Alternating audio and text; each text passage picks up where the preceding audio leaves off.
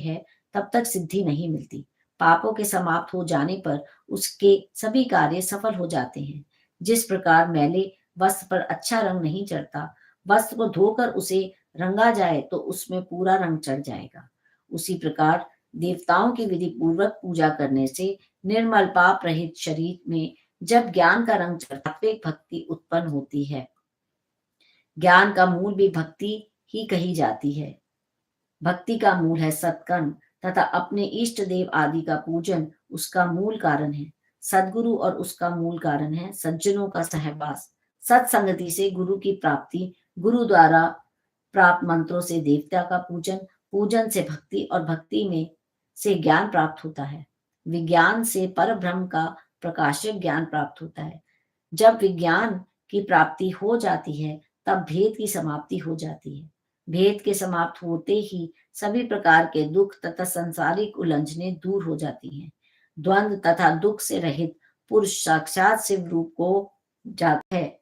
हे देवर्षियों, द्वंद्व के समाप्त हो जाने पर ज्ञानी पुरुष को किसी प्रकार का सुख तथा दुख नहीं होता है और उसके लिए किसी प्रकार का विधि निषेध भी नहीं रह जाता।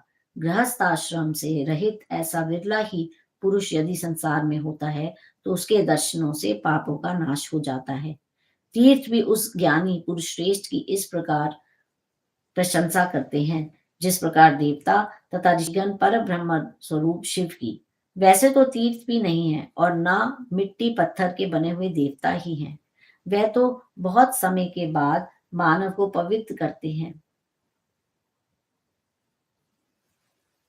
किंतु विज्ञानी पुरुष दर्शन मात्र से पवित्र कर देता है। जब तक मनुष्य गृहस्थ आश्रम में रहे तब तक वह पंच देवों की प्रतिमा का पूजन करता रहे। हे देवों, अथवा केवल शिव जी की पूजा करे, वह ही सबके मूल है, क्योंकि मूल को सींचने से शाखा आदि सभी तृप्त हो जाते हैं। शाखाओं को सींचने से मूल की प्राप्ति नहीं होती। हे मुनिवरों, इस प्रकार सभी देवताओं के तृप्त हो जाने पर भी शिव जी की तृप्ति नहीं होती है, ऐसा सूक्ष्म बुद्धि वालों को जानना चाहिए। और शिव जी को पूज लेने पर सभी देवताओं की पूजा हो जाती है। सभी प्राणियों के हित में लगे रहने वाले, सभी लोगों का कल्याण करने वाले शिव जी की पूजा सभी प्रकार की इच्छाओं की पूर्ति के लिए करनी चाहिए। इस प्रकार परम माहेश्वर पंडित तारादत्त त्रिपाठी के पुत्र डॉक्टर ब्रह्मानंद त्रिपाठी द्वारा रचित शिवा टीका टिप्पणी आदि से सम्मिलित शिव महापुराण में सारा सार विचार वर्णन नामक 12वां अध्याय श्री गुरु जी के चरणों में समर्पित करते हैं।